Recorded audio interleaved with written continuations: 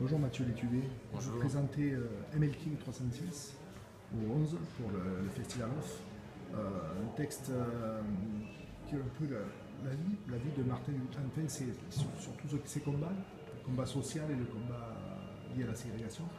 Qu'est-ce que vous pouvez nous dire de ce texte et de ce spectacle? C'est un texte effectivement que j'ai écrit comme un polar, un thriller. L'idée c'est de reconstituer comme ça le parcours des deux protagonistes, à savoir Martin Luther King et puis le tueur présumé, parce que c'est assez compliqué, assez complexe cette affaire, mais le tueur présumé, James Earl Ray, qui est, voilà, on découvre son parcours et son origine assez terrible. C'est quelqu'un qui vient d'une misère sociale assez Oui, le volet forte. social est très important. Voilà, donc l'écriture, c'était, il y avait d'une part cette idée de construire comme un polar, comme un scénario de film, voilà, et puis toute la dimension politique, effectivement, qui est au cœur du spectacle et de ce qui m'intéresse, et à savoir que, voilà, c'était pour moi, il y a une espèce de malentendu par rapport au personnage Luther King, c'est-à-dire que pour tout le monde, c'est le discours I have a dream, le côté un peu rêveur, voilà, pacifiste, non violent, alors qu'en réalité c'est quelqu'un qui s'est engagé politiquement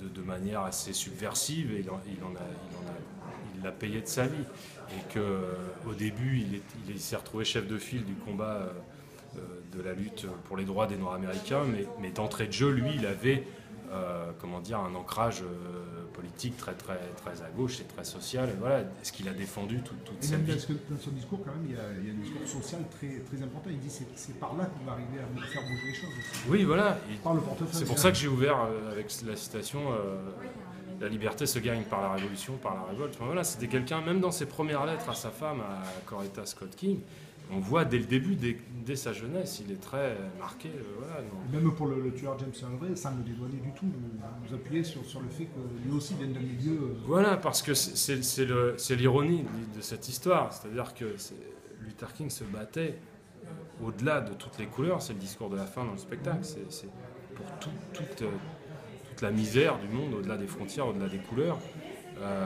Et malheureusement, c'est quelque chose qui reste. Voilà.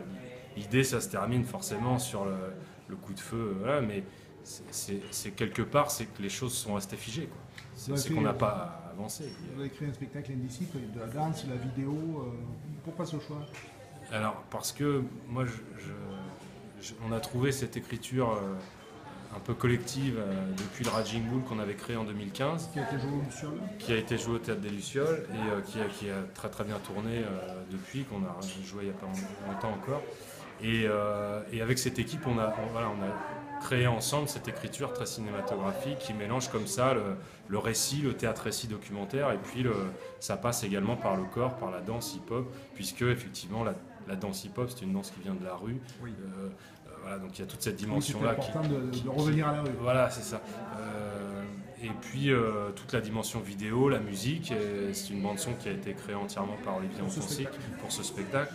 Voilà, c'est vraiment un travail collectif. C'est presque une écriture collective avec un metteur en scène quand même. Voilà, c'est ça. Tête. Il y a un capitaine, mais il y a une équipe fantastique avec effectivement un récit qui se fait par toutes ces composantes-là, y compris Clémentine Justine qui chante. C'est la première fois qu'on a du chant dans un spectacle. Ouais, très beau. Voilà. Très beau moment, ouais. Donc c'était l'idée de créer une écriture comme ça, singulière, qui est devenue un peu l'identité de la compagnie. C'est un spectacle vous avez déjà des dates ailleurs que le festival? On a déjà des dates sur la saison prochaine, et puis on espère à l'issue du festival d'Avignon. Les dates sur Pays de la Loire, non? C'est pas ça? Alors non, parce qu'on est programmé dans le cadre du chaînon régional en mars, mais peut-être qu'on fera le chaînon national à Laval, mais on verra. D'accord. Mais on a quelques dates, déjà. Ok.